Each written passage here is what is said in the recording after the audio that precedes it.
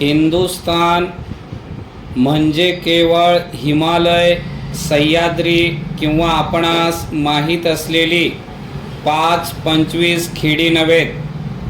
हिंदुस्थान म्हणजे या देशातील नद्यांच्या काठावर कशीबसी कालक्रमणा करणारे, या देशाच्या माळरानात डोंगर कपारीत उपेक्षित जीवन जगणारे, या देशाच्या विस्तीर्ण पठारावर जीवन संग्रामात हतबल झालेले असे जे लक्षावधी कोट्यावधी लोक आहेत, ते लोक म्हणजेच हिंदुस्थान.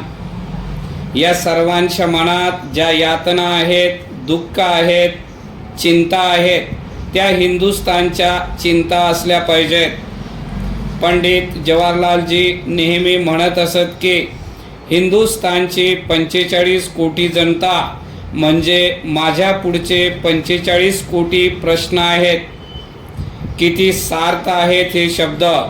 जो माणूस हिंदुस्थानचा नागरिक आहे, त्याच्या ज्या चिंता आणि दुःख आहेत, त्यांच्या ज्या प्रेरणा आणि आकांक्षा आहेत, या सगळ्यांची चिंता हिंदुस्थानने वाहिली पाहिजे असे मी मानतो. परंतु या माणसांच्या मनापर्यंत पोचावयाचे कसे, हा महत्त्वाचा प्रश्न आहे. कारण ते दबलेले मन आहे. शिक्षणाच्या अभावी नवीन दुनियेत काय चालले आहे याचा त्याला अंदाज नाही. अशा या दबलेल्या मनामध्ये एक नवे सामर्थ्य निर्माण करण्याचे महत्त्वाचे काम चालू आहे. स्वराज्याच्या प्राप्तीनंतर जे काम आम्ही या देशामध्ये करण्याचा प्रयत्न करीत आहोत, त्याचे स्वरूप हे असे आहे.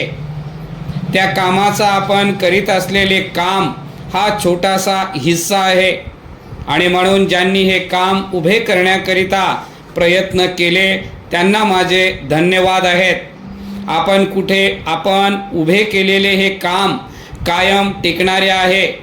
ज्ञानाची ज्योत, शिक्षणाची ज्योत, विचारांची ज्योत, कल्पनांची ज्योत, ध्येयवादाची ज्योत एकदा प्रज्वलित होऊन वाढली आणि कायम स्थिरावली की हिंदुस्थानचे जीवन सुधारले आणि स्थिरावले असे आम्हाला म्हणता येईल.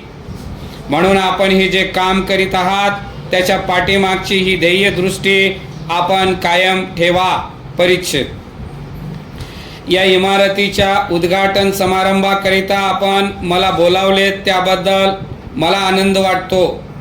4-5 वर्षापूर्वी या कॉलेजच्या उद्घाटनाच्या निमित्ताने मी येथे आलो होतो. पण मी आपल्याला सांगू इच्छितो की नुसत्या इमारती म्हणजे शिक्षण संस्था नव्हेत. या संस्थांमध्ये काम करणारी जी माणसं आहेत, त्यांना प्रेरणा देणारे विचार आहेत, जे ध्येयवाद आहेत, ती माणसे, ते विचार, ते ध्येयवाद म्हणजेच या संस्था. ते ध्येयवाद, ते विचार, त्या कल्पना आपण जीवन ठेवल्या पाहिजेत, आपल्या मनात नित्य स्मरल्या पाहिजेत. परंतु हे ध्येयवाद, विचार आणि कल्पना आपल्या मनापर्यंत पोहोचल्या म्हणजे आपले काम संपले असे नाही. विचारांनी आम्ही विद्यार्थ्यांच्या मनापर्यंत खरोखर किती पोहोचलो आहोत हेही पाहण्याचा आपण प्रयत्न केला पाहिजे. या शिक्षण संस्थेत जे शिक्षक असतील, ते जे प्रमुख असतील, ते शेवटी ध्येयवादाच्या दृष्टीने मुलांच्या मनापर्यंत कुठपर्यंत पोचतात याला फार महत्त्व आहे. मी आशा करतो की या ग्राम शिक्षण संस्थेद्वारे आपण खेड्यापर्यंत पोचला आहात. पण ही ध्येयवादी दृष्टी आपण कायम ठेवा. या संस्थांच्या मागचा हा ध्येयवाद आणि दृष्टी आड होऊ देऊ नका.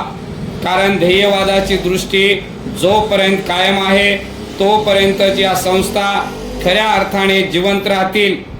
आणि म्हणूनच या ध्येयवादाकडे मी आपले लक्ष प्रामुख्याने वेधू इच्छितो. या पद्धतीने आपण काम करीत राहिलात, या संस्था सुरू केल्याचे श्रेय खऱ्या अर्थाने आपणास मिळेल.